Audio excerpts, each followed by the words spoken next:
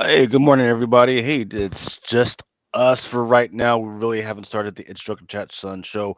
We just want to get some of this stuff out the way so that when we actually do start the show, you guys are prepped and ready for what you guys are going to see. How's it going, Ultra?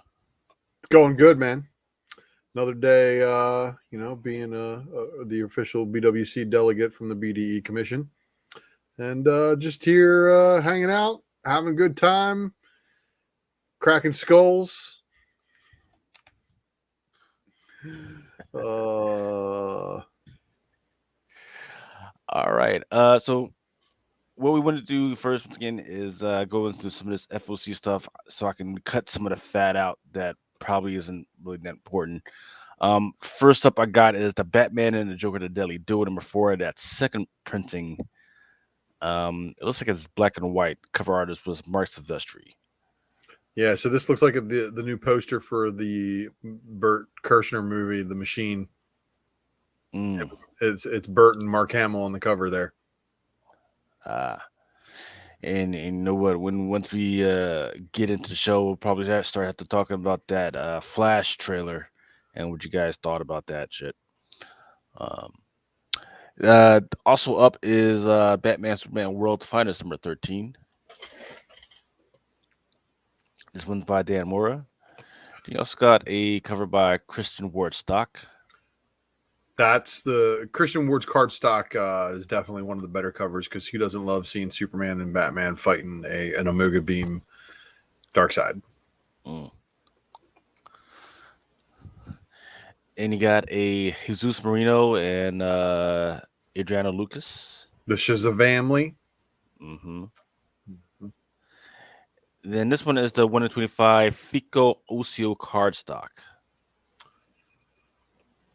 All right. This one is the 1 in 50 Baltimore Rivas. So I want more of this because if that is really Ultraman and Owlman versus Batman and Superman, I want to see this. This needs to go down. So you said that's Ultraman and Owlman. Huh. Yeah, basically the evil versions of Batman and Superman from that alternate Earth, the ones where it's got like uh, there's a Superwoman is evil, and there's an evil Green Lantern, an evil Superman. I forget what they're called right now, but they've been around for a little bit here, and they actually just had a mini series too. But that would be great if that's actually what we're dealing with. I want to give a shout out to GTK Comics, Ben Fong, Tino73, and Eric's Herd. What up, guys? Then we've got some Source Point Press with Ben Martora to the Thieves of the Golden Table. Yes, no variants too. That was a weird. Yeah, but it's Source Point Press. Sometimes they have variants, sometimes they don't. Yeah. Black Adam #9. I keep forgetting that this is a title. This one is by Irvin Rodriguez. This is not his best stuff. I've seen him do some absolute crazy covers. Let's be honest, this title's not going to be around very much longer. Yeah, we'll get into what's going on with Shazam and Black Adam during the actual Drunken Chat. Cover B, Thiago Del Silva. Open order. John Yang. Yeah. Not bad. Not bad at all. At least a little bit more definition. But this one, I'm not feeling this one at all. This one is the 1 in 25 Ibrahim Mustafa cardstock. And here's another portion of the Drunken Track crew. How's it going, Remo? All right, man. How y'all doing? All right, we're just going through this FOC before we actually start the Drunken Chat show. Going through as much as we can within the next 12, 15 minutes. I'm listening to my daughter explain the premise of Cocaine Bear to my wife. She trying to go see it tomorrow? I want to. They want to go see Ant-Man. I'm like, oh, man, can I go and see Cocaine Bear while you guys go watch Ant-Man? Trying to finesse a way to go to the bathroom in the first 10 minutes and kind of cross or something. We'll figure it out. We got Catwoman #53, cover A by David Nakayama. This one is the Sergio Acuna cardstock. Sweeney Boo. Sweeney. And there's another Sweeney that's foil. Yes, that one is a 1 in 50. And this one right here is the 1 in 25 Rian Gonzalez. Oh, And Black Ops coming in for the blank.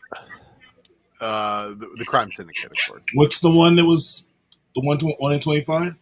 The Rian, right? And then the Sweeney Boo had the 1 in 50. That's Rian, right? Mm-hmm. Yep. That's the 1 in 25. Okay, the 1 in 50 is the Rose. Is the Sweeney Boo foil. So you can get the Sweeney Boo without the foil, and then you got to, if you want that foil joint, 50 spot. You gonna pay.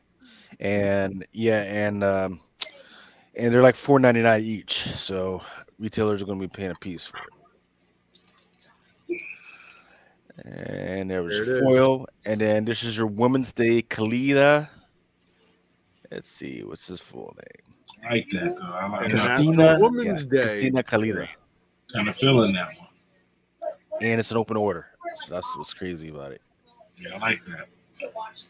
Like the cat. Yeah, I'm feeling that one. By Source Point Press, Curse of the Cleveland County, Book 1. Dolly in the Dark by Mad Cave, Issue 4. There's actually a 1 in 10 for the Cleaver. Man, I forget. There's an actress that looks like that. So like this. Oh yeah, I forget her. I'm. It's been bugging me since I did my show, man. I know who you're talking about. Yeah. I'm trying to remember what she played on. Kind of got a little snaggletooth. Yeah. This is the one that a lot of people have been asking about. The Deceased War of the Undead Gods, number 7.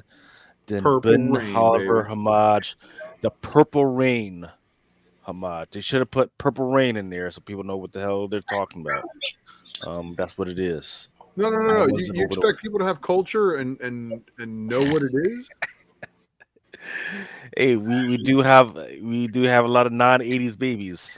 I mean, didn't we just go through a phase where everybody was homaging this cover, like maybe like 2.5 years ago? No, we went through a phase where everybody was trying to find that G.I. Joe variant that has like not a whole lot of copies. And then there was the Bitter Root one, right? Mm-hmm. There was people going after that one. That one kind of seemed to show up a lot after that. Mary Jane and Black Cat. Yeah. Dang, dang. There was a Batgirl one too, right? Yep. So stop. We'll go back to that one on Deceased with the Green Lanterns. There you go. So just in case you were looking for the first appearance of the Green Lantern Black Canary, or at least I think that's one of her first appearances on the cover. I don't know. All these DC crossover books with alternate Earths and stuff like that, and Infinite Earths and Infinite Stories, Infinite Frontier, or whatever they're calling it. Right. It makes it really, really hard to lock down what's an actual first appearance and what's just like an Elseworlds title. So. It's getting convoluted. It is. There is your 1 in 25 Francesco Martina. I think I might go after that one. Might have to go after that one. He dead though. Or would you rather go after this one? That's the one that I think you should go after. Yeah. But who's the Green Lantern? I'm lost. Right? Isn't this? Well, I thought it was supposed to be her. Supposed to be Jessica Cruz. They give her the Captain Marvel haircut and send or is it just some red alien? I don't know. Yeah, that's what I'm saying. Like, I don't know. Like I said, I don't want to start now and start collecting DC and stuff like that. So, like, you know what I mean? I don't want to be a bandwagoner. I never read DC books, like as a like, oh, I'm gonna go after that. I never did that. I would grab books just if I thought they were cool and read them when I was younger. So, like, now it's really been just cover buys for DC, but I'll be damned if I jump on a bandwagon and start collecting DC all this. I mean, there's some good ones out there, and you got to remember because nobody really likes DC, it makes them rare. Yeah, because I mean, I get that part, but that's the thing. It's good find when you go bin diving. At least, I mean, this is at least what you have to look forward to. Again, DC right now is giving us stuff to go bin diving and looking for, but as you guys know, we live in a very fast changing environment where the flavor of the week is the flavor of the week, and sometimes the flavor of the week loses flavor in a day. Yeah. And what you gotta remember is that after a couple of months, DC titles are returnable for the most part. So Yeah, like, yeah, so what it happened will with be a like little bit more Far difficult. Sector? I thought Far Sector was like a thing. You know what I mean? We haven't even done that. Like, All of these Let's- things, again, everybody claims how awesome they are, and then they get canceled because they can't sell more than 5,000 copies. yeah, that's what I mean. Like Far Sector was cool. You know what I'm saying? It was a good story. Like I did Yeah, read because it. it was an actual space cop story about a Yeah, space it cop. was kind of like some Blade Runner shit. You know what I mean? Like, Mhm. but it was like, it was cool because she was a lantern. You know what I mean? And then Right. she had her own little backstory. You know what I'm saying? She was in the Gulf War and shit. It was Yeah, cool. but DC was doing a little weird stuff where everybody was becoming a lantern, like, and True, you but can't but she, how a Too many lanterns. Latino was a Green Lantern. Then 2 months later, you got two more black people. And then you got a yeah. Brazilian I little mean, but girl. Far Sector was kind of right before all of that. You know what I mean? Like Yeah. it was like right. He's right in the midst of it. Nobody But cared. what Yeah, is Earth? yeah, Is Earth a basically. Green Lantern farm? Apparently, I mean, you might as well just make a whole fucking bunch of people Green Lanterns here and here. The Green Lantern Army needs a supply of people. Well, here you yeah, go. they literally had a war and they killed off 50% of them. And they fought Shoot. alongside the Yellow Lanterns, which is not supposed to happen. You could have recruited a new team just by coming to Earth and been like, okay, we replenish the entire core. Yeah. It was weird. Like, I mean, I obviously I know who Green Lantern is, but I always kind of like after watching, and like reading the Nova Corps, it's the Green Lanterns are kind of like Nova Corps, right? Kind of Yeah. like Cannon fodder. yeah. So it's like I think that's the tough thing is trying to put when you're trying to like show like an army of something and it's like they people don't really they can't grasp it like they all have powers. It's like you know what I mean? It's always just one. They You know what I mean? do, but the individual piloting that ring with it's unique. It's Yes. all unique to whoever it is that has and that's why the Green Lanterns from Earth are so dangerous, is because they come up with constructs from earthly items, and Right. these aliens are like, "What in the fuck is that shit?" And then yeah, right, exactly. Yeah, they're getting hit by a fly swatter. right. Like, Yeah. Okay. All right. So let me get to the DC, then we can we'll actually start the the show. what the hell is this? He's Not Going to Take It by D. Snyder, the true story of one man's revolution that helped save free speech. Really? I missed this on FOC. I don't I don't know what the fuck. Hey, D. Snyder, really? Yeah. Deep Dark. David Sundra, Source Point, number one. I mean, maybe I didn't. Maybe I didn't miss it. Maybe it was in the list of shit that I talked about. I just talked about every book that's coming out. You talk about a lot of shit a little bit of time. Theris, one shot. Fables, number 8. And this one is by Christina Kalita. He's getting a lot more work, deservedly.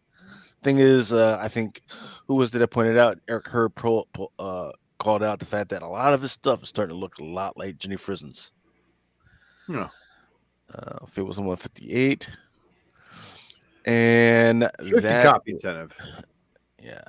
And that will, I think. No, show that Star Trek again. See, you showed it, and then you went back to it. Oh, we'll get to that in a second. But let's now get into the actual show. Wait, where are we at?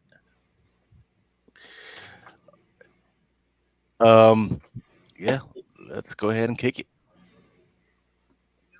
For each man in his time, his pain,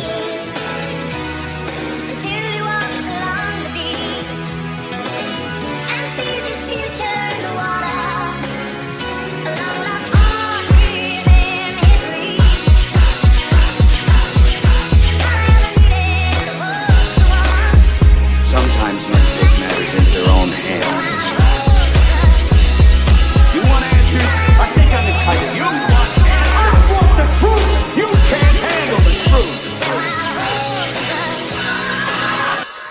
guys know it is Drunken Chat, son. Hey, it's Drunken Chat, son. I am your boy Chitlins, here to bring you some greens and some cornbread. What is going on? We've already started some of the DC FOC books. Fellas, introduce yourselves. Go ahead, Ultra. Oh, I could drink a whole Hennessy fifth. Some would call it a problem, but I call it a gift.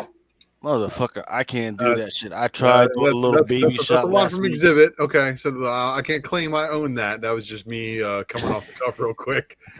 One of the reasons why my credibility is allowed to be here on Drunken Chat with these fine gentlemen. Again, I have retired from the Mr. Steal Your Girl Academy, resident champion. But my scorecard is unofficial. Okay, so we're just gonna leave it at that. But glad to be here tonight, hanging in with the boys, and gonna see how long I can hang out with you guys, and hopefully I can hang for the duration, and we can crack some skulls. Big Remo, it's Friday night. Yeah, you were talking to us earlier about the struggle of trying to decide between cocaine beer, bear. Yeah, Is it bear? Bear. Bear, and Quantumania.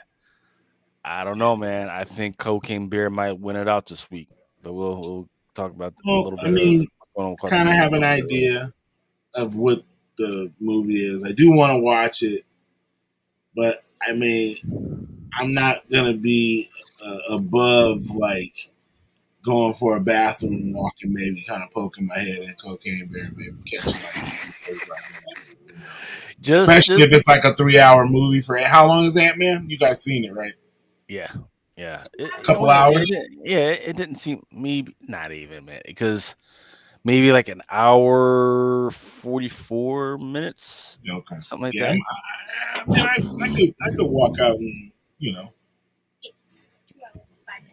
and my daughter says 2 hours and 5 minutes. So I can get a good 50 minutes out of cocaine. But you gotta remember trailers. Oh yeah. Trailers, half an So, hour of trailers were a half hour for Ant-Man. Yeah.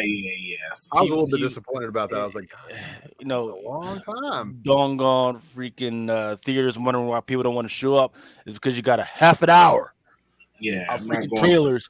Who the hell has that time on a Friday or Saturday? I got other stuff to do, like sitting around in my pajamas, watching other stuff I haven't freaking watched. Yeah, that's the thing. I was like, Do you guys know that many, many months ago, I made a joke about me being the largest apex predator behind the cocaine bear? Oh, yeah, that's right. I was like, the largest apex predator has died, leaving me to be the largest apex predator on the planet. And it's funny because I was watching, they were talking about it today on TV, and they say they actually have the actual bear taxidermy in Kentucky. Yeah. Really? Yeah, man. He's a local people treasure, wherever he's stuffed at. Yeah, they said that people have been for years coming to see him, so that's why they kind of made the movie. It's got like a cult following already. So, they might have to do a traveling circus to that bad boy because I'm not. No, it's like it's much as I love obviously it's been I'm not going to that's Kentucky. known. I'm sorry, man. It's not worth my life. I'm sorry, man. It's just And Pablo Escobar is his name, and it is not a joke. Yeah, so apparently he was victim to one of Barry Seal's kicked out one of his drops, you know what I mean, to kind of lighten his load. He kicked out a couple kilos and the bear got a hold of him. So, and for the time that it was alive, it was the largest apex predator roaming the planet. Yeah. And God save anything that came within that fucking animal's grasp, dude, because it was torn to shreds. Lit. He was definitely out of his soul at that time. I mean, adrenaline, and imagine giving a bear an adrenaline shot and then kicking it in the balls and then seeing what happens. Be like, go. He's just like, ah. Okay. All right. So what we got? What we got here is we got a 50 copy incentive schematic for a Star Trek #1. Yes, sir. And it's up Deep Space Nine. So Trek nerds are going to be. I made the comment on my own FOC show about this because, from my own experience, Trek people don't care about your FOC. They demand you have this book on your shelves on release day. And if you don't have it on your shelves on release day for below ratio or at a very, very comfortable price, you're a shit store. Yeah, I can see that happening already. But do you A know one this, to like, 50. oh, I wasn't fucking 50. Ain't nobody This ordering motherfucker that. out the goddamn line. Now, is there? You might be wondering, is there a first appearance in this? I don't care. As far as I can tell, there is a corgi. Yes, a dog species corgi that makes an appearance. If it's the first appearance in the comic book, Come I on, don't know, but man. that is part of the storyline that there's a Come corgi, on, man. an extremely that's not a corgi, an extremely rare, purebred corgi from Earth makes its way aboard Deep Space Nine with Quark. What issue is this? This one, issue number 1. Issue number 1. We're not No specking one's on gonna corgis, have that. because if we're specking on corgis, you're going to be specking on the actual comic, the little mini comic from the dude who wrote the thing Corgi. And he used to come into the comic shop when I worked there, and when I was working there with Enzo. Shout out to Enzo, Gut Ghost. So yeah, Corgi. If you're going to spec on corgis, that's a better spec than Star Trek Deep Space Nine. Number 1 of a miniseries. But that schematic variant, man, I gotta say, a Virgin. Every week does not have a speckable book. That's all I can say. No, I know, but I do like that cover though. I can't even front exactly. that. But this is the wonderful thing about IDW. So like with the one Transformers variant they did for Beast Wars, they gave the Virgin cover to the 1 in 10, and then they totally smoked the 1 in 25 with something that nobody gave a shit about. It's like, okay, sometimes they do that, but you can get the 1 in 25 with the trade dress, a little bit more attainable, a little bit less it looks like unobtainium. this.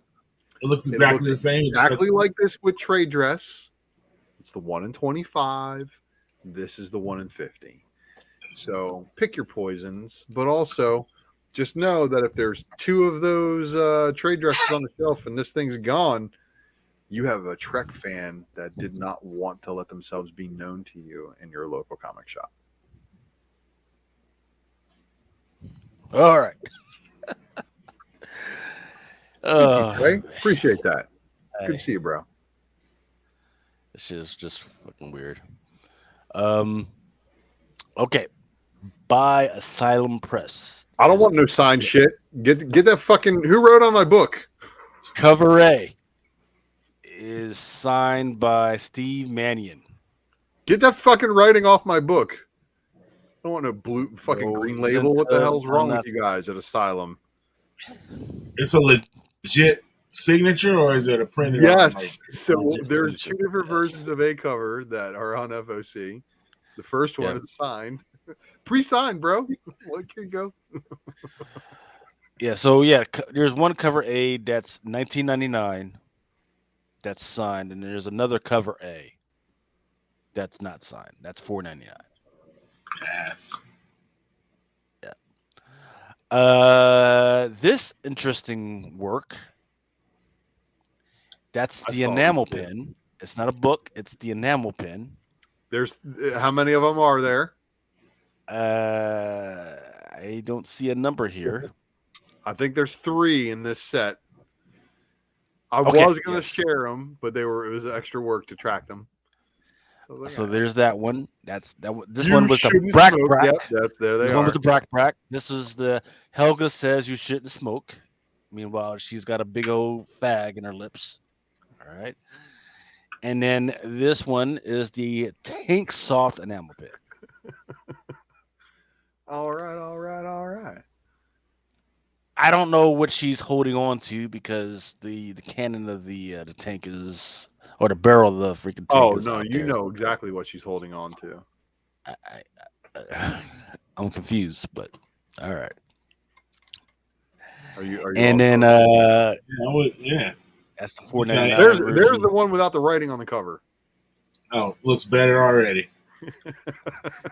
Because he's already wrote his name at the bottom corner. Like, is he trying to do Jeff Scott Campbell? Like, I don't think he can do Jeff Scott Campbell where you get to write your name like 6 times on a cover. No. This one is the cover. Yeah. This one is the cover B. This one is the best cover. That's not bad. Yep. It's not my favorite of the batch though. My favorite was the last cover, the last variant. Talking about this one? No. The very last of the cover F. Oh, there's the okay. I got you. Yeah, and then there's a cover C, which is a blank variant, and then I believe this is what you're talking about. The cover D. Yeah, there you go. Steve Anion. And I'm still trying to analyze what's going on that cover, but snoo. That's by snoo. Because you can see there's something to the guys. They're just laid out, but he's still got a smile on their face. All right. The Flash, some Torrin Clark. This is part of the 1 minute war part code. For those that don't understand, all of the Flashes are in a war against Flashes from other planets, and this whole war is happening within 1 minute. It's pretty interesting, the physics behind what they're trying to do here. Damn it, Barry. That is the David Nakayama variant. Don't know why I even bothered. Doesn't look any different. And here is the cover C. So that's the actual one that's tagged the 1 minute war variant. So, yeah, Flash 7995, Mark D'Alfonso. And then there's your 125 by Eleonora Corlini. And then there's a version of the Torrin Clark, which is a foil variant. 1 in 50. Yeah. Don't know why. Because DC wants you to up your orders and round them up to the next 50 spot. I'm straight. Nah. I'm straight. Why not? As much as I appreciate Torrin Clark's. You don't want to load your shelves with a whole bunch of books that aren't going to sell? No. Nah. I mean, so is this for $4.99? Is this the conclusion of the 1 minute war? It doesn't say like how many out of what. Yeah, that's a problem. You know, gotta look ahead and see is 1 minute war in the next issue too. I don't know. When does the arc change? Because this is 795, so you would think 796 through 800 would be a different story arc. You would think. You would think. But I do logical thought around here, so it's probably not very welcome, especially not over at DC. Get that critical thinking out of here. Get that. Oh, come on. What are you going to do? Write stuff down? Organize? Crazy. I guarantee you, the strain that you be smoking is not the same strain that they be smoking. You guys are in totally different codes, man. They don't call it dope because it makes you smarter. I can't believe that this series is still going on. GCPD, The Blue Wall, #6. This one is by Reiko Murakami. Here's your Francavilla cardstock. Godfill by Vault, still a thing.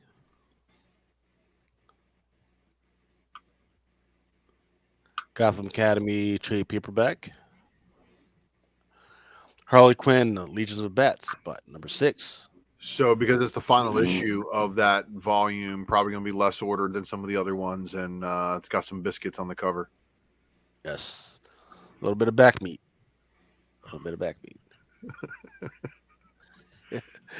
Then there's your Dan Hip cardstock.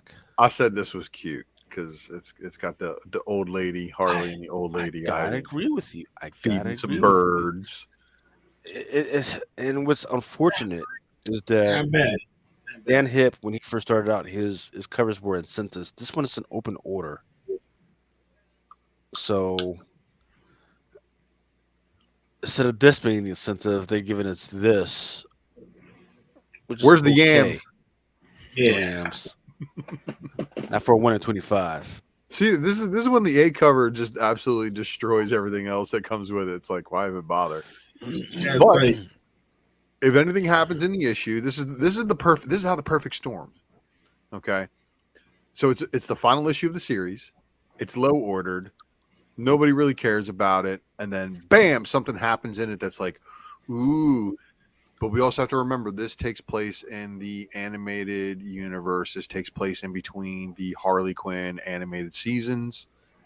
You have to remember that's an Elseworlds thing. It's its own contained universe, but it's still very entertaining. And I don't know how you have to think about how long is that genre going to keep the longevity going for people to want to chase stories, and is it going to drive anybody to come pick up these books? it looks like where Poison Ivy is on the right hand side. It looks like RuPaul is bent over and her legs are his legs, and that's RuPaul right there. You can't fuck with it. Oh, and who's the tall redhead? That's what I say. What's the That's what I DC said. Giganta or something like that? Because it's Titania on at Marvel, and then DC. Yeah. I forget what her name is. I know who you're talking. That's not that lady who made her first appearance in the animated series, or something like that. And then Yeah, she's the one who grows to the giant, and what was Yeah. it? The Apache chief who gets tall, like beats Apache the shit out of her. Chief. Damn. You know, Chuck, bro. Come Apache on now. Chief. That was the dude. You can't use him no more, right? I don't know, man. They're probably gonna silence him. you can, you just got to get it right. You can't call him like a Redskin or freaking. No, he's got to be Apache Chief. But that's the thing. It's like, will they let that happen? Yeah, I mean, as long as you use his actual tribe and use I actual. mean, they've got American Eagle over in Marvel. No, I know, but He's you know, basically just the Marvel version. I'm sure they would have something to say though. Bow rights. I mean, Yeah, you know, something. I mean, because Apache Chief has been around forever. he You know, has. but now they're gonna be like, you know, It's gonna take fans of these older properties with the "I don't give a fuck" attitude, yeah. who start writing stories for these things, and But then within, I got you. we'll push DC. You know, and this is what the hope that I have with James Gunn being over there. Maybe he can actually talk some fucking sense into their comic book division.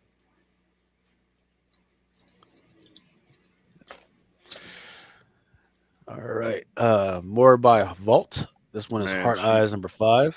She needs to get that wound looked at.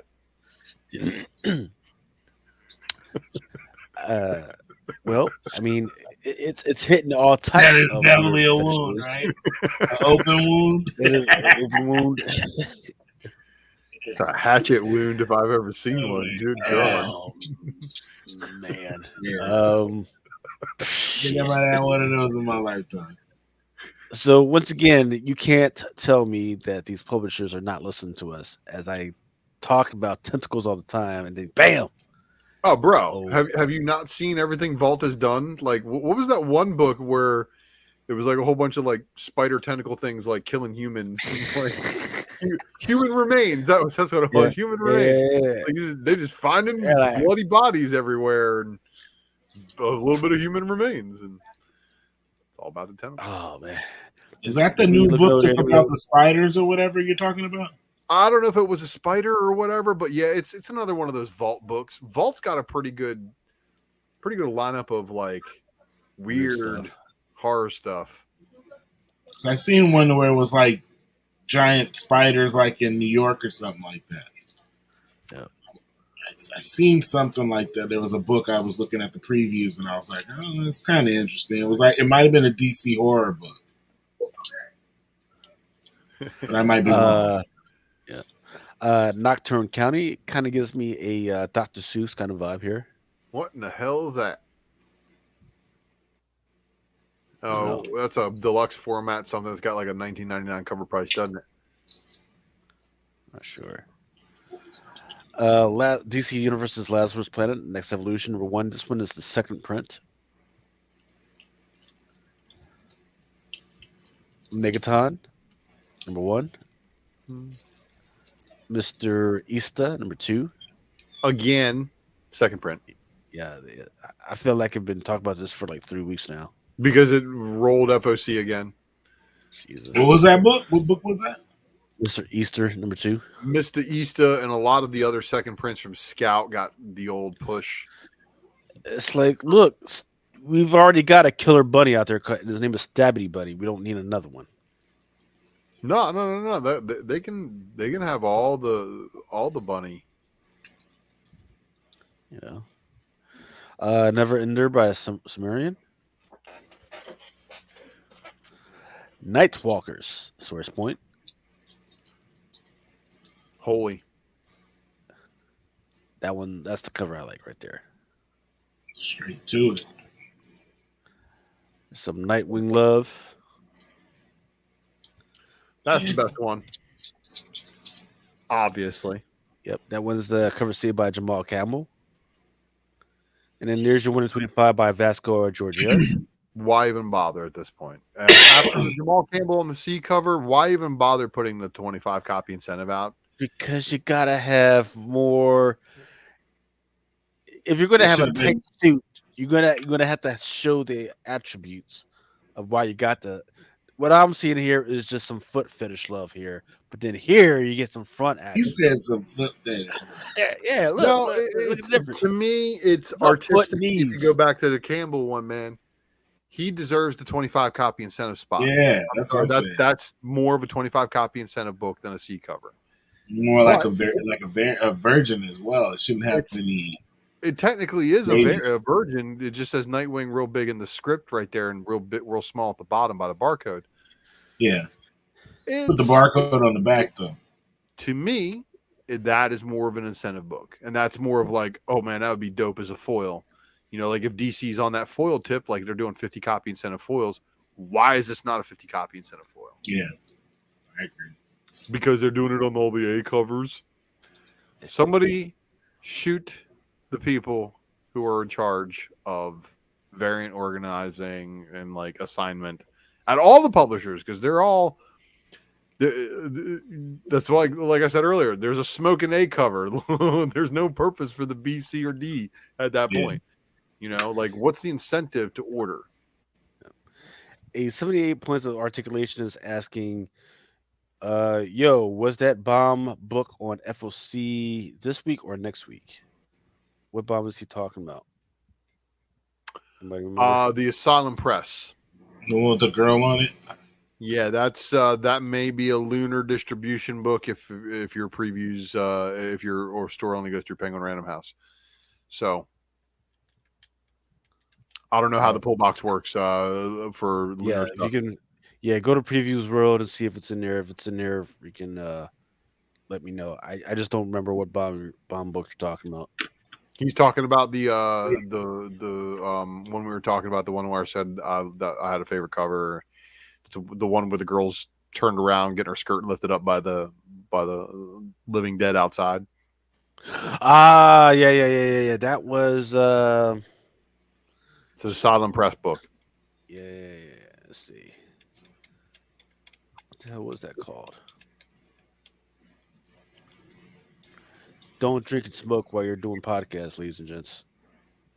Huh? Fearless Dawn, the bomb. Okay, gotcha. Yeah, Fearless Dawn, the bomb. That was a cover. I would have said it's either cover B or cover C.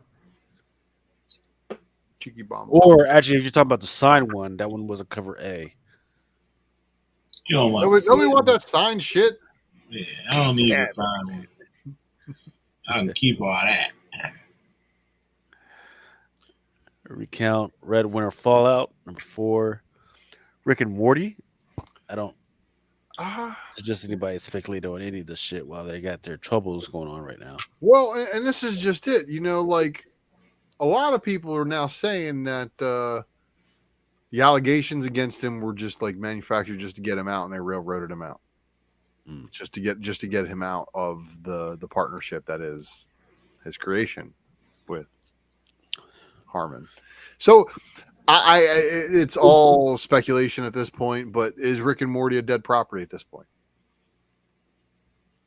Nobody cares about it right now. Again, is Rick and Morty a dead property at this point? It's Or in not? the Cartoon Network where you don't remember to even watch it unless you're just happen to be switching channels at the moment. Yeah. That's where He it's at. actually lives local out here, and it was Like, but all over. you would get upset if somebody said it's canceled, but you don't remember to go and look for it unless Just you're just remember, switching we live in a nearby. pretty messed up world where right now, innocent until proven guilty is how it should be. But everybody wants to go guilty until proven innocent, and for some people, it's just like, you know what, fuck it, I'm not doing it. I'm not fighting against all the bullshit in order to try to prove my innocence. I know I'm innocent, and that may be what he did, just to walk away and just be absolutely like done with it. So It was like I said, he's local. I mean, it was all over the news when it was going down. I thought it was odd that they were even talking about it. So the fact that he said he got railroaded by whomever, I could see that, because it was a weird news cycle for it to be on the news about what it was that happened. I was just like, okay, it was just crazy. It's like, did they Andrew Tate him in America? Ooh, that would be some serious thing to think. But here's what I'm getting at: the 1 in 50 Rick and Morty #1 is the holy grail of Rick and Morty books. Did anything come to market when that news happened? Did anybody see them come to market? Did anybody pick them up? That's how you can tell if the fandom is still behind it. So what's going to happen is these books are sitting in people's collections. As the Rick and Morty thing wears off, the price comes down. So the heights that we probably saw that 1 in 50 hitting like a long, long time ago, probably not going to continue to happen. Yeah. My So, I opinion. mean, it And I think it would be a good time for people to start hitting up. Like, if you're a true hardcore fan of Rick and Morty and you love the property, even though you know everything that's going on with it, you should be looking for those 1 in 50s if you're looking to buy one now and being like, hey, man, come up off that. But people are going to have that money memory, and they're going to be like, oh, I spent like $1,500 on this. And you'll be like, I'll give you 150 and just yeah, right. just that's what I'm saying here is that whatever number is comfortable for you to try to buy, like some of the Rick and Morty key books, do it, but don't overpay for it, because we don't know what the future of this property is. Without him doing the voices, what are they going to do? They're going to deep fake it And do that AI shit they've been talking That's about. what I'm saying. Deep fake AI, all of a sudden the voice is perfectly on. They just got a different voice actor, but it's slightly pitched a little bit different, but still the voices are still there. So I wouldn't even really sweat. In my opinion, I wouldn't sweat what's going on with it right now. And I would have that diamond fist on that 1 in 50 if you really, really like the property. But some people, yeah, see, even Cardi West says he'll be coming back. It's bizarro world we live in right now with some of this No, stuff. like I said, I mean, if the girl was underage or whatever, and he did those things, It'd be a wrap. I mean, that's why I'm saying, like, Why now? How all of a sudden now did that stuff come out, and why did it come out years ago? You know what I mean? And that's what I'm saying. Like, why is it a factor? And don't get me wrong, if he did it, like, he should be, he gets what he deserves. Like, you know what I'm saying? But what I'm saying, like, and I'm not saying it's 1 in 1, but like on some Bill Cosby shit. It's like, you paid off or whatever, you did your thing, and then all of a sudden they circle back around and then still throw the book at you. You know what I mean? Like, can't go both ways. I don't even want to get into the conversation. I'm just saying, it's like, yeah. But to answer your question, I do think it's a fair question, and like I said, I'm not a huge Rick and Morty like a stan and by the least bit, but might be dead, y'all. Might be dead. You know what I'm saying? Like, like it's not like it's The Simpsons, And that's their ongoing series. So that's volume 2, I guess. They're calling it number 3 or 4, whatever that one is. I'm not even sure. It's the 25th anniversary, whatever.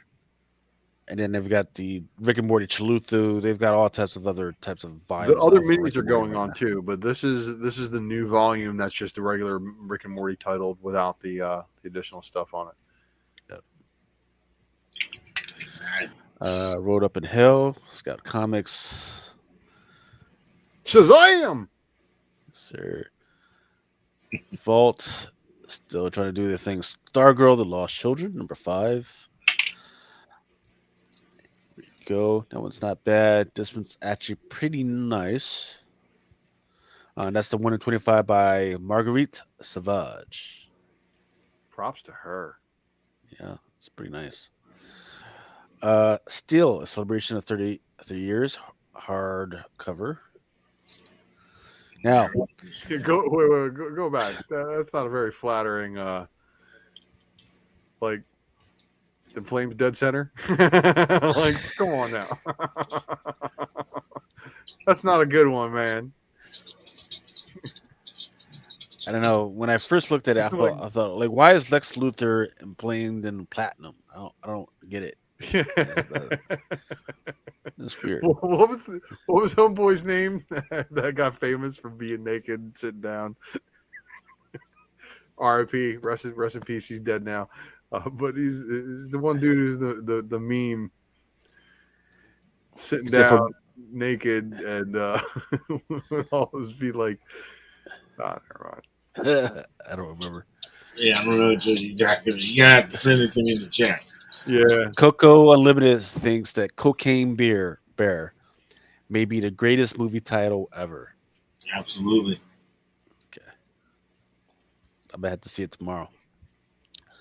Dawn of the DC Superman number 2, part of the Dawn of the DC with Marilyn Moonlight. It's going to be her first appearance. But it's not just her first appearance. There's several characters in here and several situations in here that makes this an interesting book. This is going to get ignored because it's still a DC book, but there's a lot of stuff going on in this book that makes me think that I'm going to have to pick up every single cover. There's the cover B, which is him casting Kryptonite. This one is the Rodriguez cardstock, which is him fighting against Parasite. Then there's the cover D by John Boyd Myers, him fighting against Dark Side, which has absolutely nothing to do with what the hell is going on in the book. Then there's your cover E, Nathan Zerdy cardstock. Definitely going to have to get that one. Amen. 1 in 25 by Juanjo Lopez, which is an actually pretty good one. I like the style, right? The little boy, they didn't have to have him in a Superman costume. A little weird, but everything else is kind of pretty tight. All right. Hey, hold up real quick. I got an update from Mel. Mel's doing a drunken recovery right now. He just checked in the chat, but he's not going to make it tonight, obviously. Yeah. But speedy recovery to you, brother. Hope you're feeling better. Yep. Sir, get well soon, bro. Yep. Absolutely. Send your spiritual healing prayers over that way. And I sent the in my picture, sleep. and it is exactly who Cardi is talking about, Barry Wood. And it's just a picture of him that says, if you know who this guy is, you have some fucked up friends. And it's because back in the day, that used to be the link, like the duplicate, like you'd replace the link, like it would say something, but then you could go into the link and edit it, and it would go to his picture, and you click on it and be like, oh yeah, Mongoose Scooters, and click on it, and it would fucking take you to Barry Wood. Forgot about that guy. Yeah, he resting in peace now too. So good for him. Really? I He's, didn't know he passed. sitting up there and showing them what the wood's like in the afterlife. What's up, ladies and gentlemen? Still trolling them. This is your 1 in 50 by Araza. Rather killing it with that Zod versus Superman. But you know what? If Zod doesn't appear in that book, I'm not interested. Then there's your 1 in 100 Jamal Campbell foil variant. So, Maryland Midnight, Mm-hmm. supposedly its first appearance. Yep. So, apparently she's She's like a female ghostwriter. yeah, but she's tied to Metropolis and been around for a while, and yeah, you got the Zerdy variant. That one was this one. Yeah, that one right there. So that's her too. So she's on the A cover, this variant, and the 1 in 100 foil. Right. And then there's also this one, which is the Jamal Campbell design That was card. just added. So that's a late ad that a lot of stores are probably going to be missing out on, and might be a good pick if you see it on the shelves after release day and see if stores didn't get it. Yeah. But I want to know more about the character. Obviously, I want to read the guts just to find out about it. But yeah, she's holding a gun, everybody. Yep. And the gun shoots ghost bullets. Might have to find that one. Yeah, there's some people who are clowning on this one, saying it's not the greatest cover, but It's a design cover. So what the fuck? I mean, yeah. But everybody wants more, man. Give me some more. I think that's the thing. There it is. That's the 10-copied set of The Curse of Cleaver County. But that dude got a crab on his head. The West Moon Chronicle #1. Second print. Wonder Woman 797. This one is the Babs Tar cardstock. So I got to give a shout out to whoever reminded me of the Crime Syndicate earlier, because there was a Crime Syndicate miniseries that has a Babs Tar variant cover. You should go look for that. Spec Matrix out. This is your Joelle Jones. Yes. Not bad at all. They should probably have made it like a little glow in the dark. So, wait, that one design variant, the Superman #2, was that a open order? Yes. But it was a late ad. They just added it to FOC like in the last 2 or 3 days. Hmm. And FOC's us, now tomorrow, Sunday. Yep. So fuck with me if y'all want that one. People are gonna miss it. Nobody cares about that shit. Fucking, that's a Wonder Woman book with Shazam on the cover, fighting one of the dragons from the movie. I'd be shocked if somebody was like, "Ooh, I actually have to get the Zachary Levi signature series." I mean, don't let me knock what you buy, but 1 in 25 Zoo or Zoo. I feel like there's a technique, but the final product was not good. And then there's your 150 Yannick Paquette. Then there's your Cover G Jasmine Darnell International Women's Day cardstock. and you can't tell me that I'm feeling this one.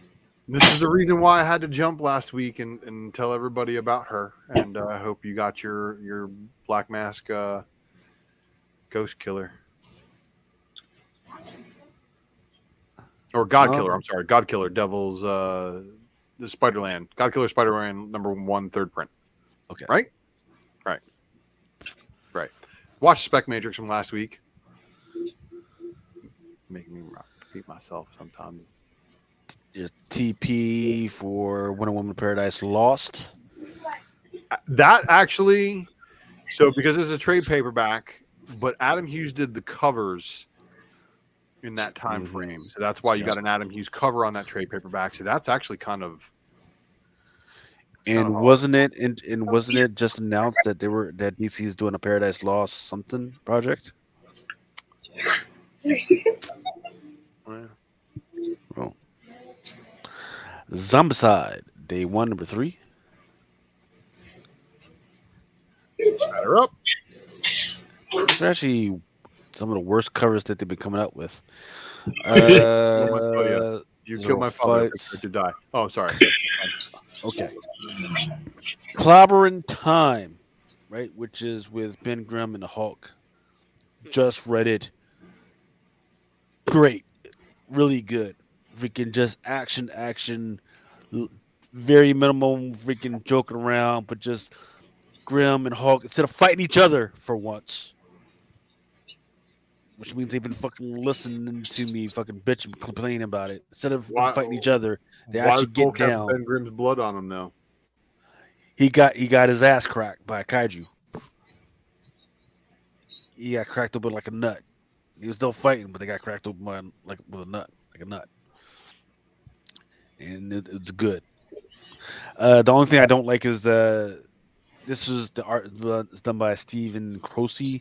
Some of the arts kind of look very closely like Maria Wolf's, with that very fine thin pen and stuff. But otherwise, it was like really good. Loved it.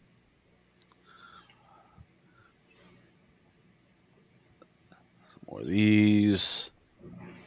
Oh, whoa, go back to Wait, battle. go back to that one. Jane Foster and the One Mighty more? Thor. The Oh, toy. no, No, the toy. Oh, There you go. Battle Ball, Marvel Battle World, collectibles adventure games. My son, who just turned 6, by the way, he loves these things. He has a shit ton of these Infinity Really? Stones. He's got a whole bunch of the Battle World mashups like Iron Gwen. These are found at your Target, and I guess the green Battle Ball is the new color. Is it the new batch coming out? Oh Yes. yeah, Rise of the Symbiotes is the new game, so this is gonna Yeah. be big. So this is gonna. There's already a ton of Venomized guys like and characters, but these miniatures, some of them have chase miniatures that are like hard as hell to find. So good luck, and check eBay.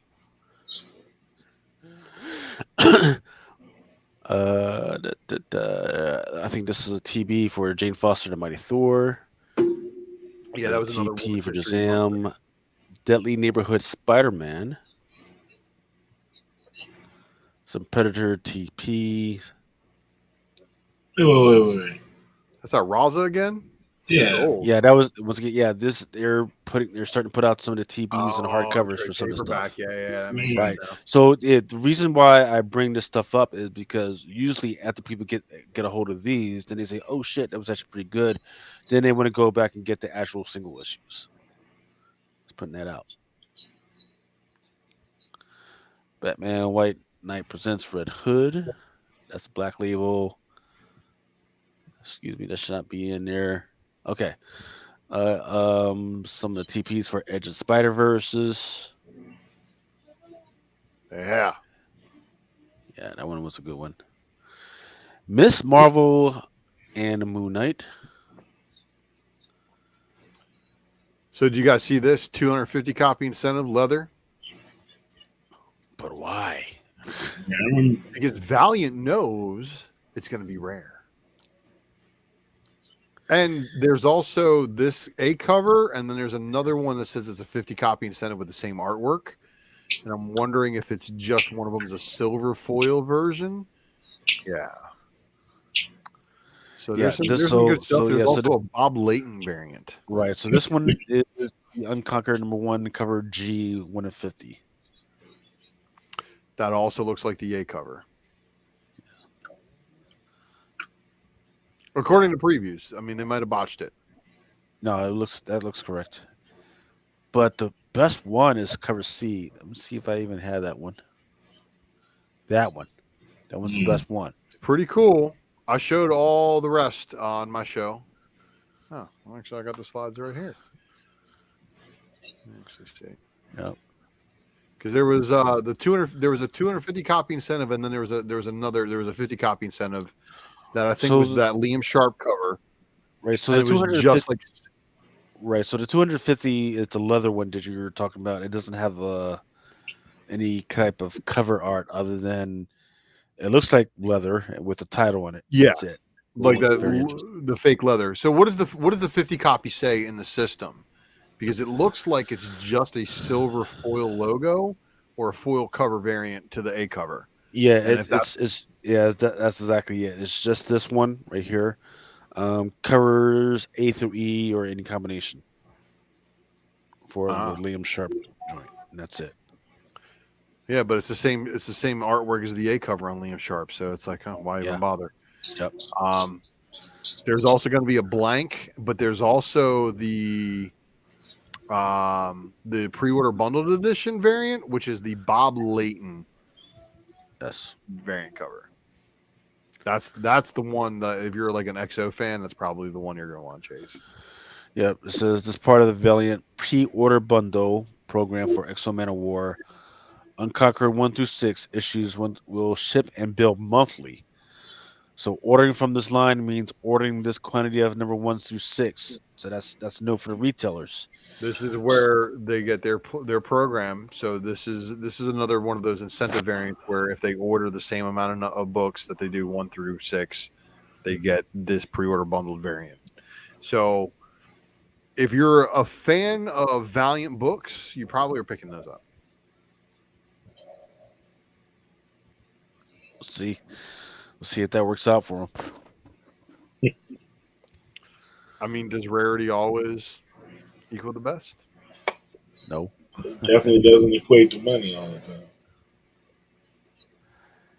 Let's see. My Little Pony, Volume 1. And then this was your 1 to 10. Ouija board, bro. Yeah, I don't know since when they're letting My Little Ponies mess around with Ouija boards and ghosts and spirits and shit. But, all right. Kind of odd, right? They're trying to piss somebody off. Codex Black. Star Wars, The High Republic, The Blade. And they're telling us that these are not the final art. I believe it was issue number 1 that did really well. It was actually on the top CBSI top 10 for a little bit. So, real quick on the Blade, there's actually a Black History Month variant by Mateus Manhanini, and then there's also a Women's History history variant by For Star Wars. For that same Star Wars, the Blade number 4, yes. From Whatnot Publishing, there's The Exiled. That one's actually not bad.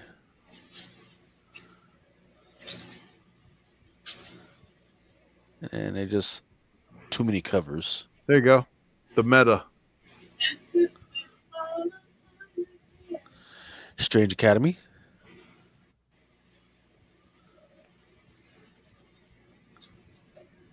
Oops. See, 78 points of articulation is saying that the Demolition Man homage for Exiled is such ghetto Photoshop. Oh man. I ain't gonna See, we can sigh at the same time at the same humorous laughter. You pay now. Okay, and Strange Academy final number 5, the Weaver trading card variant. Legacy of Violence. Oh, there you go. There's that Black History Mateus Month. Manhanini. I was trying to figure out. I was like, I know how they're gonna pull it off, but like, it's gotta make sense. So Kiev is still kind of like a big deal, right? As far as High Republic goes, I haven't been reading a lot of Star Wars anymore. Let's just be honest. I'm gonna wait for you guys to let all this map out, and then I'm gonna do what any sensible person is gonna do, and it's gonna read the trade paperback and put it back on the shelf. But that's just me. I picked this up at the library today, actually. So 78 points of articulation says Marvel got me on those damn trading card variants. Shit, they just now got you on them. Or were you showing, right. Or were you showing Remo? No, I got this at the library today.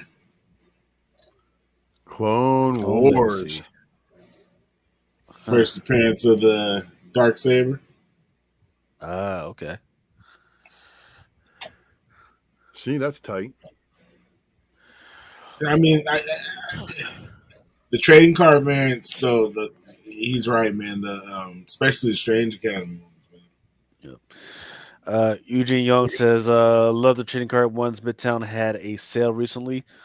Know who also had a huge Star Wars sale? I did at the what the fuck was the shit that I did with freaking mail on last Saturday? Oh, the May I Help You freaking joint. uh, basically 100 books for $100. You just tell me what theme you want. Do a whole bunch of shit in there. Sold about 2 boxes full of Star Wars shit. Just do that shit in here because I'm trying to make room. Fuck all that. And Joe's half right. I use it to wipe. That's what books are for, right? No, freaking put on a little freaking Mozart music. Freaking take a little book in there because you don't want to take your phone in there all the damn time. I'll be in there. Only at work. Love Rockets. Okay, here we go. The Jabba's Palace. Do you guys know about the laziest 1 in 100? So yeah, this one is cover A, and when does the cover B? Connecting. There's a And 1 in this one 25. here in the middle, right there. That one right there on the right is your 1 in 100. So basically, what they did is they took the A cover, they took away the border, and they blew it up. And it said 100 copy incentive. But is that I'd rather have the one on the left? What is that? The 1 in 50? It's a 1 in 25. So you're going to get 4 of those in order to get one of the ugly Jabbas. Math. Are you going to get 4 Boba Fett's to get one ugly Jabba? Or are you going to get the ugly Jabba 25 times on the regular style? And hope to God there's enough first appearances in here to move your book. That's all, I mean, let's just be honest. That's all it takes for a Star Wars book to move, is if there is a first appearance in it. If there's a first appearance in it, they're going to sell out. And then they have to build the story off of that. Right. So this is 78 points of saying 78 points of saying that he does dig that Maleev. So does everybody else with a brain. And we're looking at what, again, one of those situations. It should have been the 1 in 100 on the left and maybe a 1 in 50 on the right. So I do agree with Joe, though. I think it's about the robot. So hold on. Let me make sure I get this in there. That robot might be the first appearance. Of a droid? Oh, come on. We don't serve their kind here. You know that. Yeah, because there is a Peach Momoko, so that might be the only thing that might make it worth it. The Peach Momoko is also the Leia Organa, yeah. Yeah. The High Republic Peach Momoko International Women's Day variant. Not too shabby. I'm not mad at this Momoko, though. I'm not mad at it. No, it's very detailed for a Peach Momoko. Exactly. It's not all watercolors. It's pretty good. You could tell that she had the one ground stopped below the skirt, and then she moved it above the skirt after she finished drawing. But that's it. Yeah. But our retailer is going to want to do 25 of these in order to get your Alex Maleev. I think the Momoko would be the I'll take more 4 Bobas, and you know what? That's probably a good gamble. I'm just saying, if Book of Boba Fett season 2 is good, and he rolls back into Mandalorian and takes over, and Boba Fett becomes the leader of Mandalore behind the Mandalorian.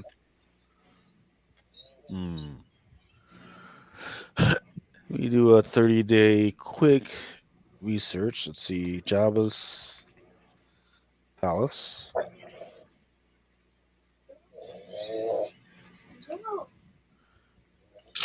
By the way, do you guys know I rode like 10 miles tonight? Okay, so You said what? I went to Critical Mass and rode like 10 miles, and then I got home early, and I still did my show. Yeah. So within the last 30 days, I'm only seeing like 2 copies of the one. Hardest working man in spec entertainment. Let's see where we're at. Deadpool. That's nice. So I have a gripe with this. He ripped off the Hawthorne Not sexy cover. enough for you that they No, covered no, him no. up. This one ripped off the Hawthorne cover from a long time ago when he was Mr. November, the AKA the Beefcake variant. The only I have it. difference Why between did this why, one why and the Hawthorne Mr. November variant is the Mr. November variant has the face mask pulled up above his mouth. why didn't they have this ready for New Year's or something like that? I don't understand. You know, this should have actually been ready for the previous issue for the as a Valentine's Day variant.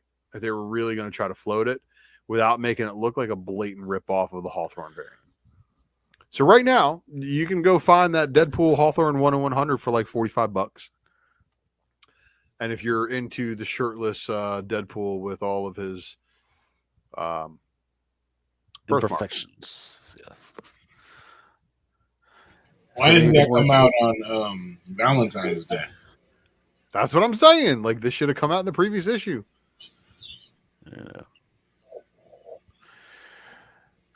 All right, and then this is the cover B, I guess. The Nauk. It's Nauk the slapstick. okay. I noticed the pattern where they're showing all of the OG. Well, actually, no. These are the second string, the second team of Mercs for Money. Is it? No, it's the first team. Solo, Fool Killer, Slapstick, and I think Stingray and who else was on that one team with it? Deadpool and the Mercs for Money. Basically, all the variants from issues 1 through 5 have been from the era of Mercs for Money on this one exclusive variant cover. So I think issue 1 had a certain character, and issue 2, like each one of them has had a character from the Mercs for Money. And Slapstick, the big joke with him is that he was human and got turned into a cartoon, and he has no dick. Has no what? Like people who are like, how can you fucking like the comic Slapstick? I had some pretty popular people telling me like, what the fuck you like Slapstick? I'm like, it's hilarious. Like the joke is Deadpool constantly reminds him that he has no dick. Like that's like part of the fun is like this poor kid got fucking turned into this cartoon with no dick. So Cruelty. like you guys know like we as guys love that humor. That's funny humor to us. That and fart jokes. I mean, let's just be honest. Dick jokes and fart jokes would fucking set the world on fire. It's right there. Sabretooth and the Exiles. No variants. Yeah. Don't I know. like this when I do FOC before this, so I know what I'm talking about. Yeah. There's So a now whole bunch of there's a whole bunch of Sabretooths in this one. And I don't know what that means. Like Oh, he's fighting his inner demons. it's weird. There's like a whole bunch of different Sabretooths, and I don't know what the fuck's going on. So I don't care enough to do the research on it, but I'm kind of intrigued of what they're trying to do with it. It's weird. Thor. My buddy Rabom Malal. So this is weird. This is the Bradshaw variant. What do you show an incentive for this book on your side? I do not. Okay. Are these the only 2 covers you see? No, there's 3. Okay. Huh. The Interesting. third cover, I had to dig for myself. It is the Thor Ragnarok MCU Phase 3 variant cover. Now, is that open order? Yes, it is. Fantastic, because I was afraid it was going to be an incentive. And I'm sorry, but I think that's the superior cover. And out of all of the MCU moments, the battle between Thor and Hulk, when Thor finally got like as close as we're going to get to a classic MCU Thor winged helmet. Yeah. Huh. Okay. and it's open order, so let's fucking do it. Do it. Just do it. Okay. So is she mainstream now? She is. Peggy Carter is now mainstream. She is now mainstream. As much as So, that means in so the X Men's weird universe. her and Captain America are gonna have the new generation of fucking Titan babies. I don't know, but that's not the story here. The big story here is there's a bunch of. We've already kind of had a bunch of Captain Britons kind of running around. Morgan Le Fay in this book shows up as Captain Britain as well. Show the Lobos. Show it. You know you want What? the other cover. Do I have it? Yeah, you do. Mm. Not Villa bad. Lobos, everybody. He's getting wrung out like a wash rag, but you know, doing good work. Doing God's work. Let's see. Morgan Le Fay. Daredevil, number 9. So I'm pretty sure the secret identity of Daredevil is that one dude who was like an insurance agent, and his barber told him to grow a beard, and he grew a beard and became a supermodel, but he was a red-haired dude.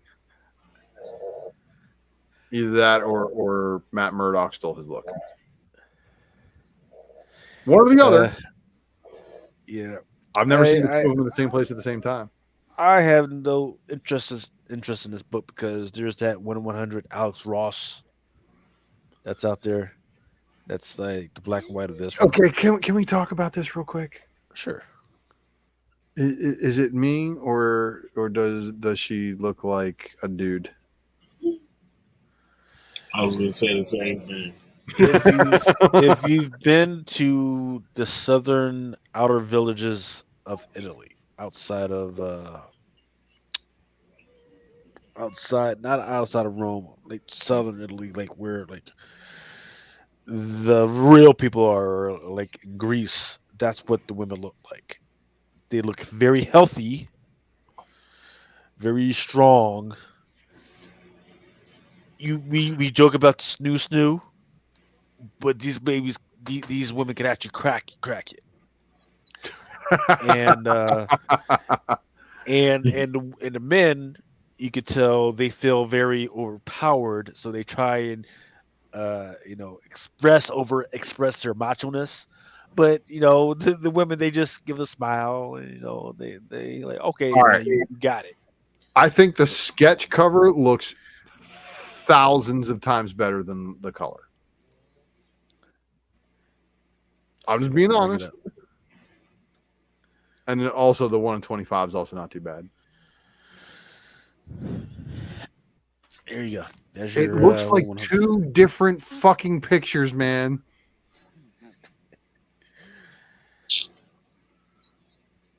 I don't know. Man, yeah, exactly.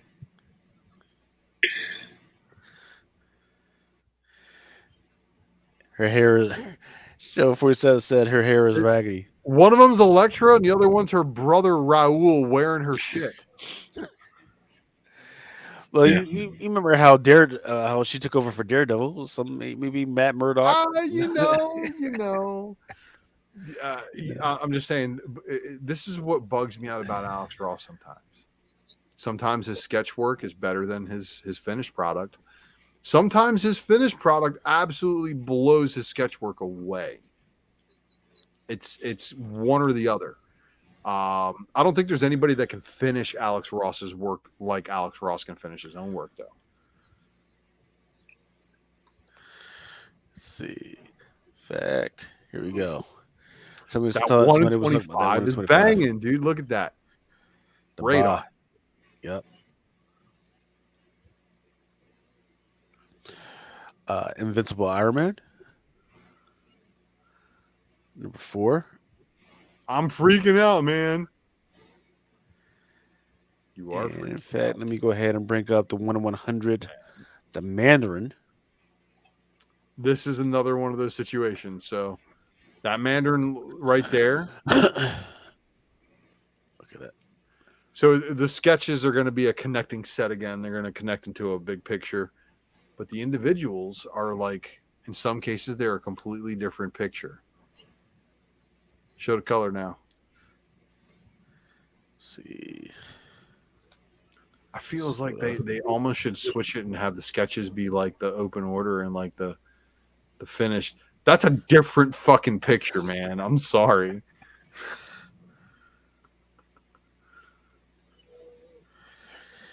It is. Man.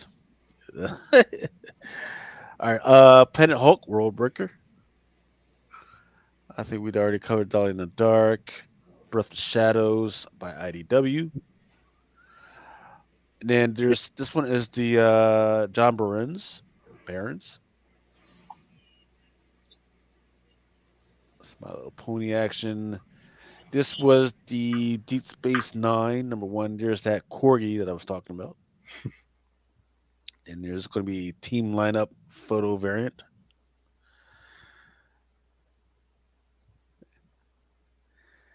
Red one fold out. And we make sure there's nothing else crazy in here. Oh, yep, Star Wars: The High Republic stuff.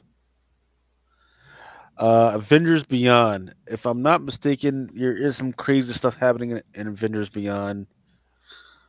Nothing to go crazy about, but it's got potential to be. Yeah, there's a lot of storyline. rumors going around now too Yeah. about I'm gonna Beyond. have to take a I'm gonna have to take a look at it again, but there was some interesting stuff that stood out to me. I just don't villain wise, right? Villain wise, interesting, but nothing hero wise stood out. There's that Scotty Young. I kind of like that one.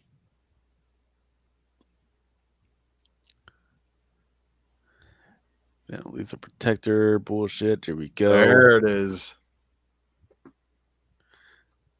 That's great. I'm sorry. That's one of Alex Ross's better covers ever. Yeah, that one's going to be the one. That's going to be a That- good slab. But I think a bunch of people, it's not going to be like rare or anything like that. No, it definitely will not be because people are going to be shooting for the sketch on this one. Yeah. This is one of those situations where I think the color is the better cover, but the sketch still fucking hits.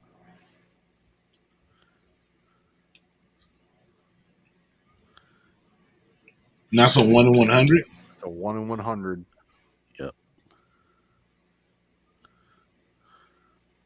Yeah, color's definitely better. Color's better, but it's still a really, really good Alex Ross Venom cover.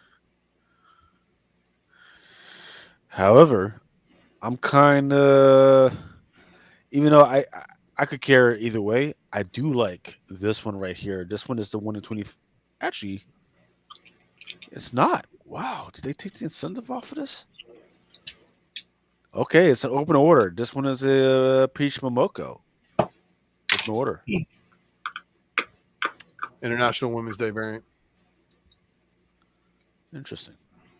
So there's gonna be a lot of covers making it very, and there's also a pretty decent 1 in 25 wraparound. It's gonna be, there's gonna be a plentiful amount, but I think the Alex Ross, people are gonna grade those.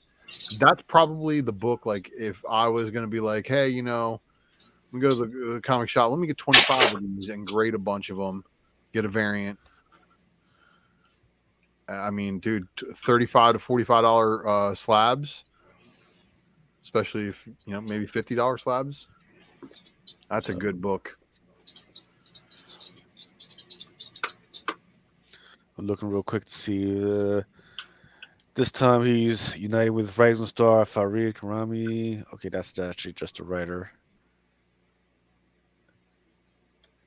It sounds like never before. What or who will Venom need to overcome the fiercest foe in the Marvel U? One thing's for sure: this monster is bringing the mayhem. So an undefined person or monster or thing is going to be Why, in this book. why don't you unhighlight her hair as raggedy?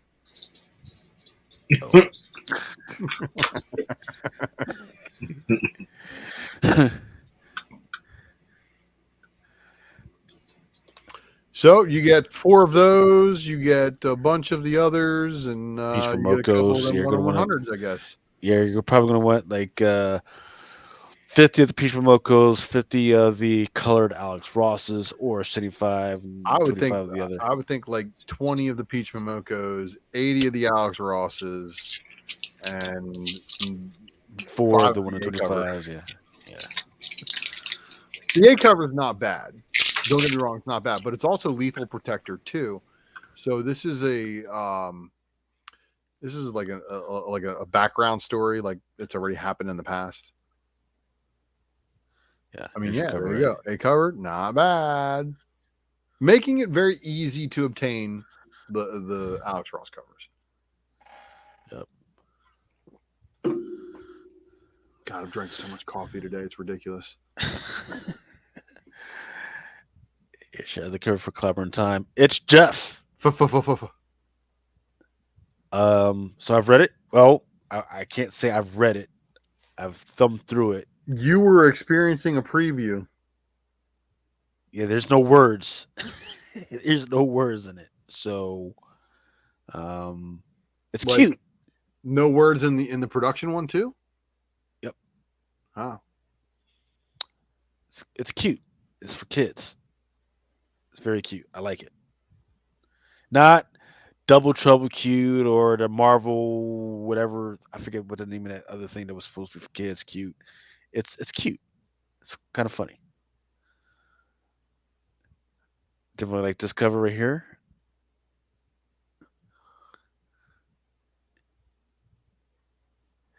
X-Men Unforgiven. Um, Definitely showing us the direction that they want to take with this whole vampire thing. It's not bad. I think this is a Sins of Sinister tie-in. It is. Let me think about this. The first issue is not.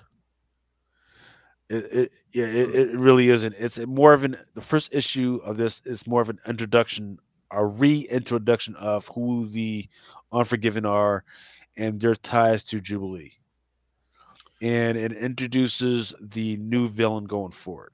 Okay. And there's no incentive variance. There's a B cover. It's got the power pack in it.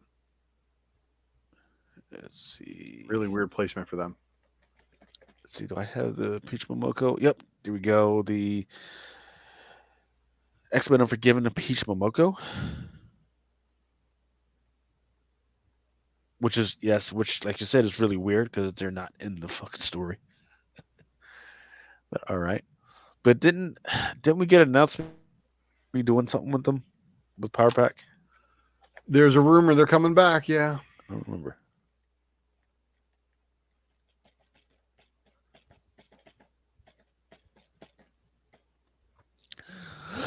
All right, Liquid Kill, why not? Number 2, issue number 2, cover C.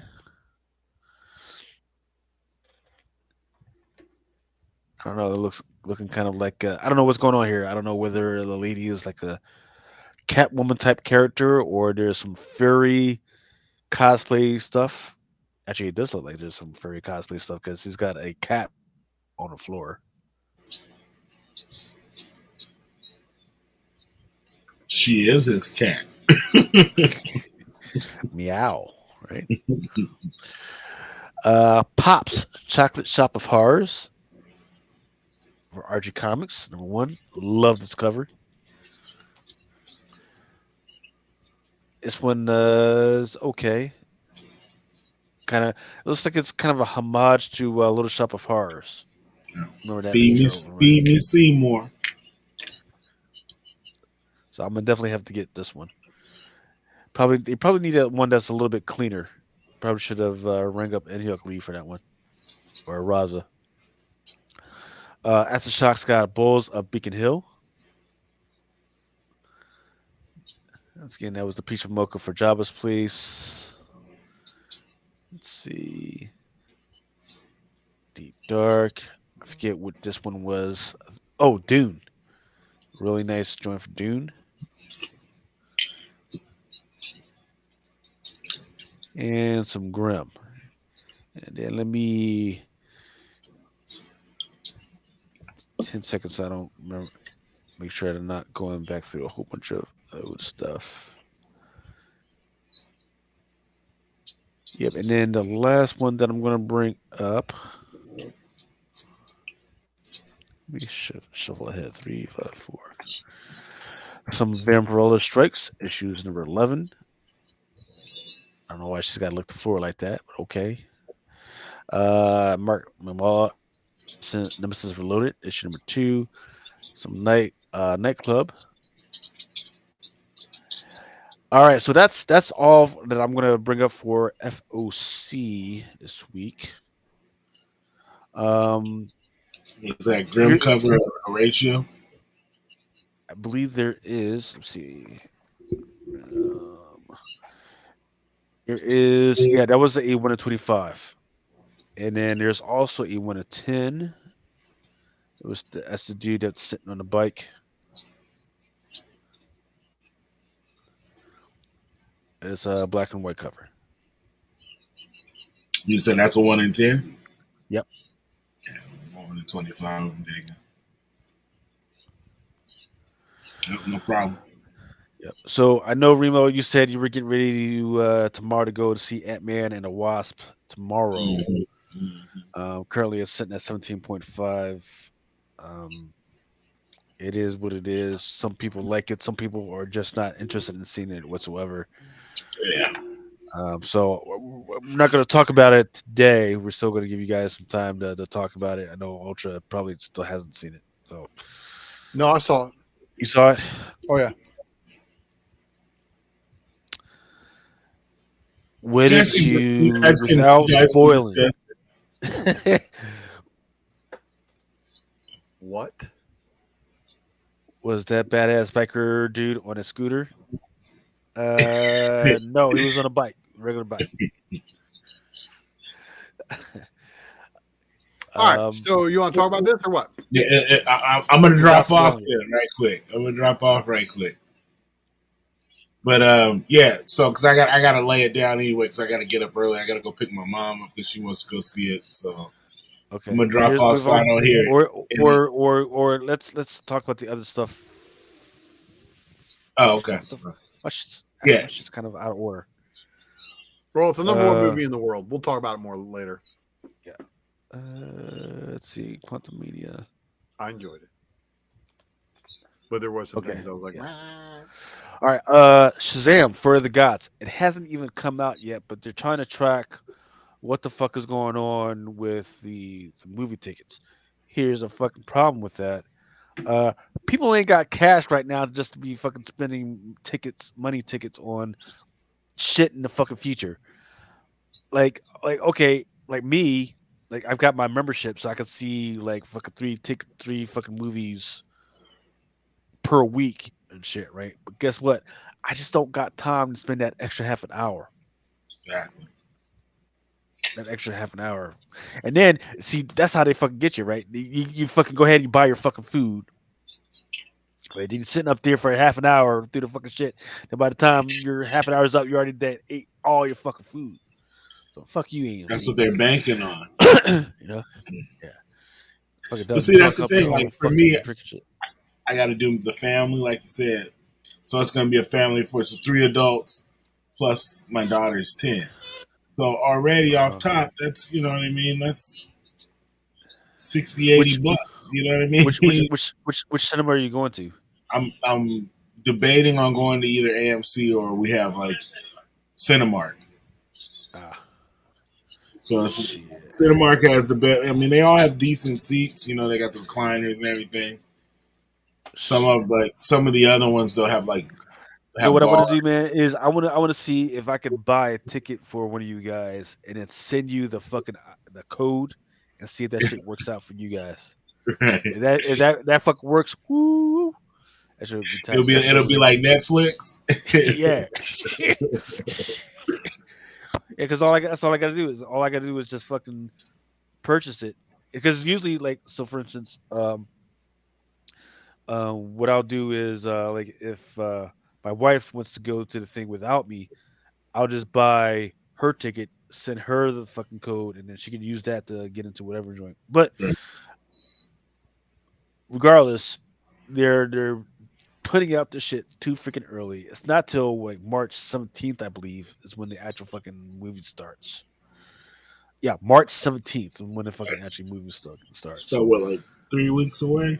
Yeah, man, they're going way to where, and they're like, hey, it's supposed to make only 53.5 freaking million or some shit to freaking start Yeah, out. So but I'm like, like ah, whatever. that's the thing. A lot of people, the young kids don't know who Shazam is. They don't even care.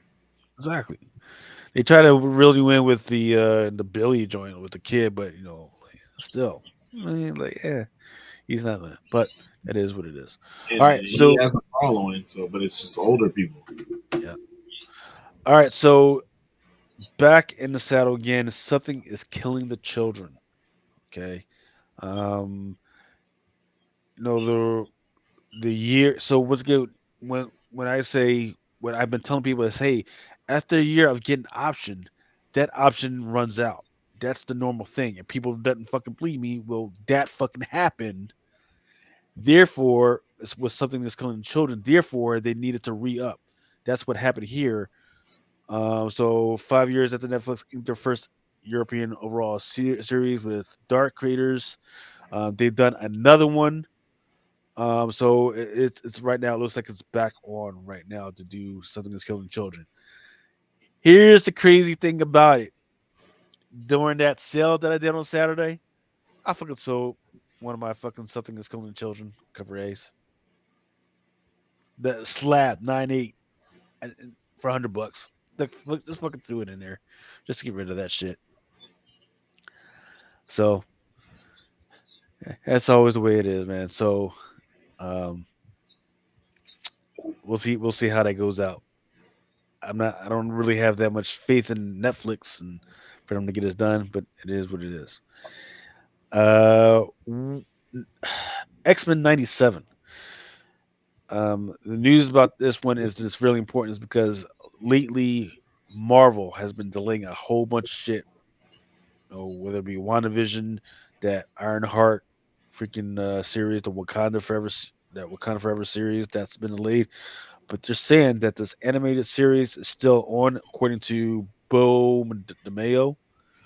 He says it's still on. He says, in fact, they've actually started doing the second season already. So don't know what that means. I'm more interested in seeing like which aspect are they going to do? Are they going to try and go into the Krakoa freaking part of it or what? And then Yeah, James yeah, Gunn. Say what's up? yeah, yeah. X-Men 97. Can't wait. But I think they did he did the X-Men updates did mention that it is tentatively scheduled to debut this upcoming fall. So that's the thing. Um James Gunn putting out stuff about the Authority. So started production, almost done with casting for the Authority. And Cover Price, they put out their weekly top 10. And it was pretty interesting because James Gunn actually retweeted Cover Price's freaking top 10, um, which had, I forget which one, where it is. Oh, number three is where the Authority book was on there. Mm-hmm. Also, number four on there is Witches, which has had some more talk about what the hell is going on with that whole Oh, project. wait. Isn't Eye Before Image the actual first appearance of Witches? The fall preview, Eye Before Image, has the preview of Witches before Witches number one. A lot of people like that. He said, I before image. Eye is for Image. I is for image. He says number four. I believe it's the fall. Hold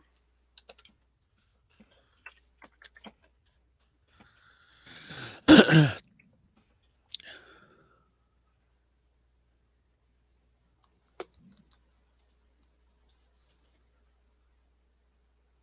Uh,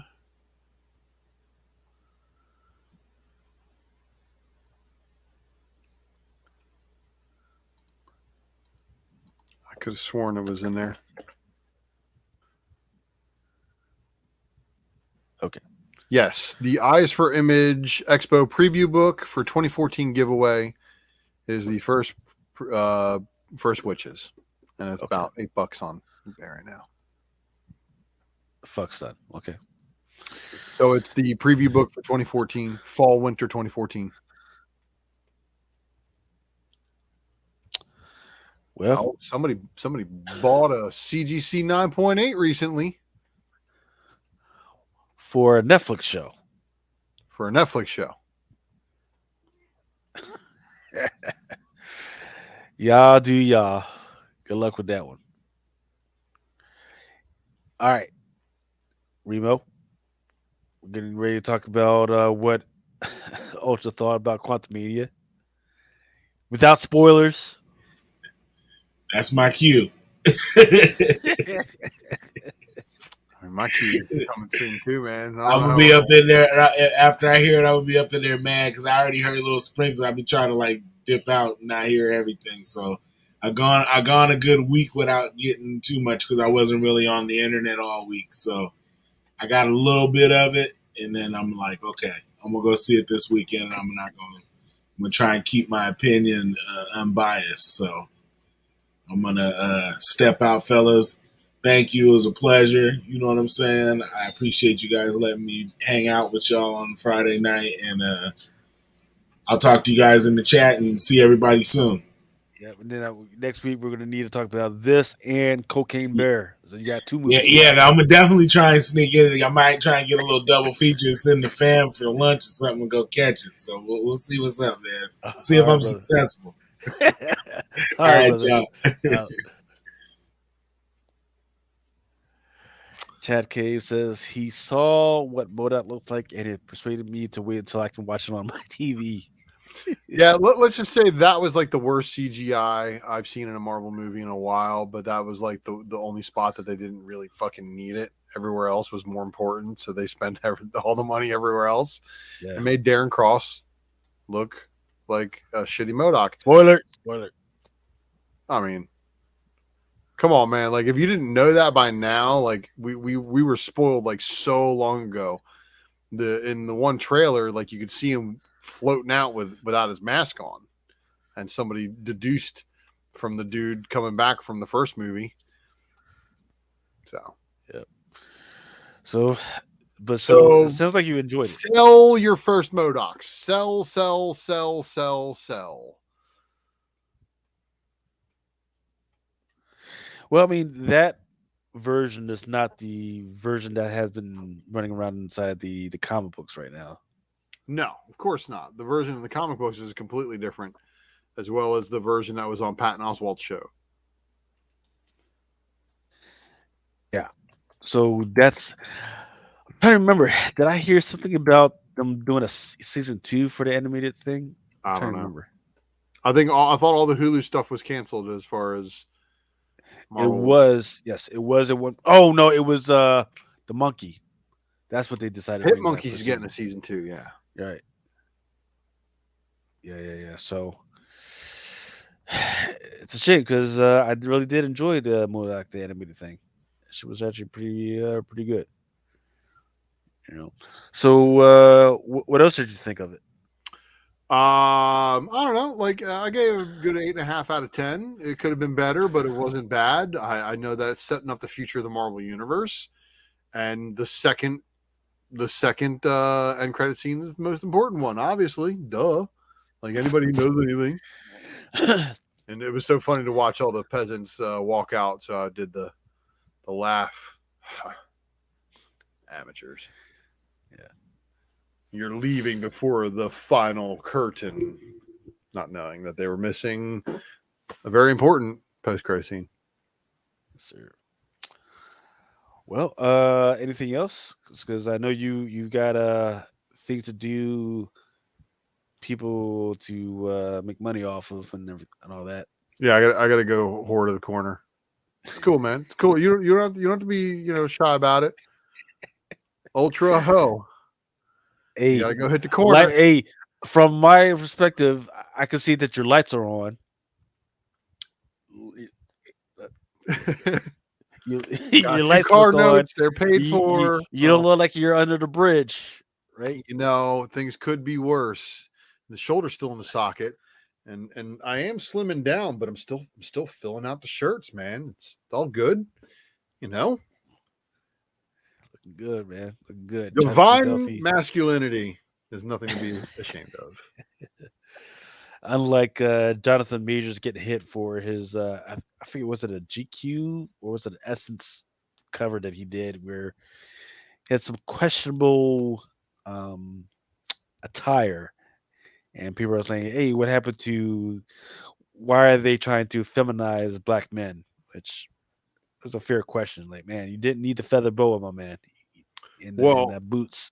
If I can reverse a certain loss of growth on top of my dome in my 40s, anything's possible. You guys notice that my shit's thickening, right? Like I don't know if you noticed, but I have. Nah, man, just go to fucking Turkey and get the procedure done, man. I'm using a shampoo that has no drugs in it, so I'm not on no minoxidil or finasteride or anything like that. And fuck around, man. Get that duck sperm shampoo. What the fuck? That's a thing. No, that's man. a Look, thing. if it's in Turkey, it's not doing too hot right now. So let's wish the people of Turkey much better than they're probably experiencing with their duck sperm shampoo. Anyway, no, I ain't got nothing else, man. I mean, it's a good movie. I mean, obviously, if you're an MCU head, you're going to go see it. I mean, how many movies we up to now? 25, 26? I don't know. Too many. They need to start spreading them out. Give us more TV series. I'm still trying to get my son to watch the full Iron Man movie. Well, he just turned 6, so he's getting older. Yeah, it's gonna come one day. Did you let him watch the first episode of Moon Girl yet? He was not interested. Yeah, I don't know why they made her a 13-year-old girl. I'm not sure what the fuck. They aged her up like they were gonna do in the next volume of the comic book, as far as I'm being told too. Yeah, not interested. Not interested. You're not a freaking genius if you're still doing all that shit when you're a fucking teenager. They literally just a week ago, there's a 9-year-old who graduated from college. Like that's fucking genius. Yeah. I mean, so all right, that's our time. Thank you, Ultra Maximus, for stopping by, freaking help me out with this shit. Hey man. Thank you to Remo also for stopping by and freaking keeping it straight. Shout out to Ninth Wonder, who's definitely asleep. Shout out to Aaron Yee. Shout out to all the other Drunken Chat family members who are either on other podcasts or away from the keyboard at the moment. And shout out to Mighty Mel V. Speedy recovery, man. So we're looking forward to seeing you back, man. Hope everything's well. And yeah, I got to go out and go, like I said, go whore the streets. So play that outro, homie. Yep. Joe 47 says, "Does the movie have tentacles?" Yes, sir. Believe it or not. For each man